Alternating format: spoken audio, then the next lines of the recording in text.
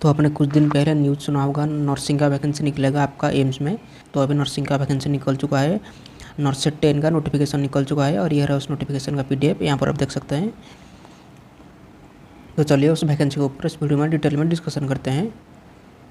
तो यहाँ पर आप नोटिस नंबर देख सकते हैं 17/2026, 26 फरवरी 2026, मतलब आज का ये नोटिफिकेशन निकला है। 26 फरवरी में नोटिफिकेशन निकला है।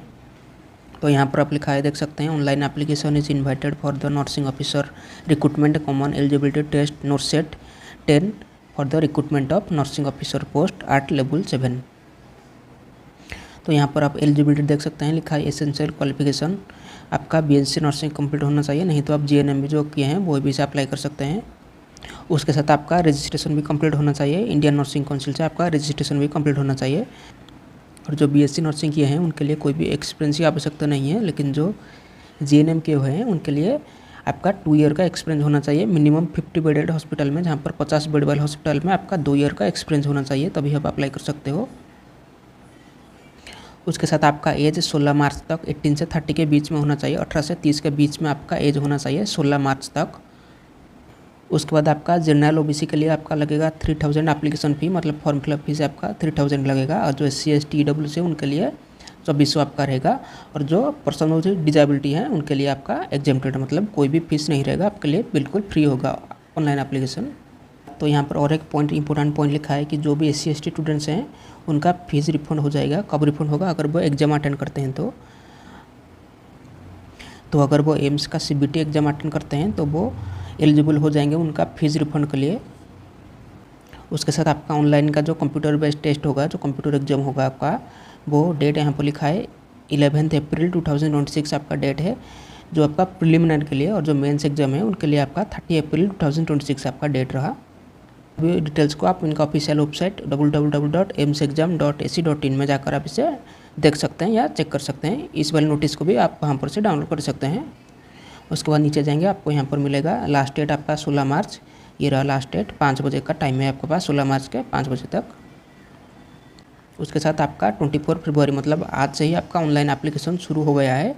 तो अगर कोई भी अप्लाई करना चाहता है वो जाकर ज़रूर अप्लाई कीजिएगा। उसके साथ अगर आप कोई गलती की हो, स्पेलिंग वगैरह मिस्टेक की हो फॉर्म अप्लाई के टाइम, तो आप 25 मार्च से आप इसे सुधार सकते हो। मतलब वहाँ पर पोर्टल ओपन हो जाएगा आपका, करेक्शन के लिए आपका पोर्टल ओपन हो जाएगा। 25 मार्च 2026 से आपका पोर्टल ओपन होगा करेक्शन के लिए। उसके साथ आपका एग्ज़ाम का सिटी सेंटर सब कुछ आपको 4 अप्रैल को मिलेगा। उसके साथ आपको 8 अप्रैल को आपको मिलेगा आपका एडमिट कार्ड मिलेगा। उसके बाद आप नीचे जाएंगे, आपको यहाँ पर कुछ जनरल कंडीशन दिखाई देंगे, जैसे कि यहाँ पर लिखा है कि जो ऑनलाइन एप्लीकेशन ओनली होगा, कोई ऑफलाइन एप्लीकेशन नहीं होगा। उसके बाद और एक पॉइंट यहाँ पर लिखा है कि जब भी आपका फॉर्म फिलअप खत्म होगा तो वहाँ पर आपका एप्लीकेशन फॉर्म को आपको एक प्रिंट आउट निकाल लेना है, मतलब एक जेरॉक्स निकाल लेना है। उस जेरॉक्स को आपको अपने पास रखना है और वो आने वाले टाइम में आपका बहुत आवश्यकता पड़ेगा। उसके बाद आप नीचे जाएंगे, आपको यहाँ पर और एक इम्पोर्टेंट पॉइंट मिलेगा, ये रहा आपका नो ऑब्जेक्शन सर्टिफिकेट। ये आपका नो ऑब्जेक्शन सर्टिफिकेट NOC, तो आपको NOC प्रोवाइड करना पड़ेगा। और आप कहीं पर भी जॉब करते हो तो आपको NOC प्रोवाइड करना पड़ेगा, नहीं तो आप एग्जाम के लिए एलिजिबल नहीं होगे। उसके साथ आपका एज रिलैक्सेशन की रिगार्डिंग कुछ लिखा है, जैसे SC ST के लिए आपका 5 साल का एज रिलैक्सेशन होगा। उसके साथ आपका OBC के लिए 3 ईयर का एज रिलैक्सेशन होगा। उसके बाद आप नीचे जाएंगे, आपको यहाँ पर मिलेगा जैसे कि लिखा है कास्ट और कैटेगरी सर्टिफिकेट। तो जब भी आप फॉर्म फिलअप करोगे तब वहाँ पर आपका कास्ट सर्टिफिकेट आपको अपलोड करना है, वैलिड कास्ट सर्टिफिकेट आपको अपलोड करना है वहाँ पर। उसके बाद आप नीचे जाएंगे, आपको यहाँ पर और एक इम्पोर्टेंट पॉइंट मिलेगा, ये रहा आपका pattern and scheme of examination. तो एग्जामिनेशन आपका 2 स्टेज में होगा। सबसे पहला स्टेज आपका होगा प्रिलिमिनरी, उसके बाद आपका मेंस एग्जाम होगा। तो जो प्रिलिमिनरी एग्जाम होगा वो एक क्वालिफाइंग एग्जाम होगा। तो जो भी प्रिलिमिनरी एग्जाम क्रैक करेंगे वो स्टेज 2 वाले एग्जाम जो मेंस एग्जाम होता है उसको अटेंड कर पाएंगे। तो यहाँ पर और एक इम्पोर्टेंट पॉइंट लिखा है कि जो नर्सेट का जो प्रिलिमिनरी एग्जाम होगा स्टेज 1 एग्जाम, तो उसका कोई भी रोल नहीं होगा। आपका मेरिट लिस्ट या जो फाइनल लिस्ट निकलेगा उसमें उसका कोई रोल नहीं है। तो ये एग्ज़ाम आपका ओनली जो सिलेक्शन आपका स्टेज 2 के लिए ये आपका एग्ज़ाम कंडक्ट हो रहा है। जो प्रिलिमिनरी एग्ज़ाम आपका स्टेज 2 के सिलेक्शन के लिए कंडक्ट हो रहा है, इसका कोई भी रोल नहीं है बाकी किसी में। तो ये जो प्रिलिमिनरी एग्ज़ाम होगा ये 90 मिनट के लिए होगा। 90 मिनट मतलब 1 घंटा 30 मिनट। उसके बाद आपको यहाँ पर 100 क्वेश्चन मिलेंगे और हर एक क्वेश्चन आपका 1 मार्क का होगा। तो आपका 100 मार्क में से आपका 20 मार्क आपका जनरल नॉलेज में से क्वेश्चन आएगा। उसके बाद आपका 80 मार्क आपका नर्सिंग से क्वेश्चन आएगा। आपका सब्जेक्ट से आपका क्वेश्चन आएगा। उसके साथ आपका 0.33 मार्क आपका माइनस होगा अगर आप गलती करते हो एक क्वेश्चन।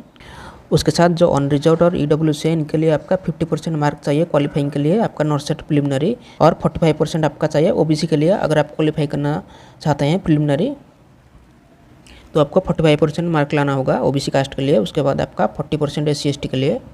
उसके साथ जो PWBD हैं उनके लिए एक्स्ट्रा 5% आपका रिलैक्सेशन मिलेगा। उसके बाद stage 2 exam preparation for list of qualified candidates for stage 2। Stage 2 आपका मेन एग्ज़ाम होगा। तो जो भी स्टूडेंट्स क्वालिफाई हो जाएंगे प्रिलिमिनरी में वो मेंस में एंट्री ले सकते हैं। तो जो मेन एग्ज़ाम होगा वो 180 मिनट के लिए होगा। 180 मिनट मतलब 3 घंटे के लिए आपका एग्ज़ाम होगा। इसमें आपका 160 क्वेश्चन आएंगे और हर एक क्वेश्चन आपका 1 मार्क का होगा। उसके साथ आपका 160 में से 160 मतलब हर एक क्वेश्चन आपका नर्सिंग से आएगा, कोई जनरल वगैरह क्वेश्चन नहीं होगा यहाँ पर। उसके साथ आपका 0.33 मार्क और क्वेश्चन गलत क्वेश्चन के लिए आपका माइनस मार्किंग है। उसके बाद आपका 50% आपका मार्क है आपका अनरिजर्व्ड और EWS के लिए क्वालिफाइंग मार्क। उसके बाद आपका 45% OBC के लिए। उसके बाद आपका 40% SC ST के लिए आपका क्वालिफाइंग मार्क।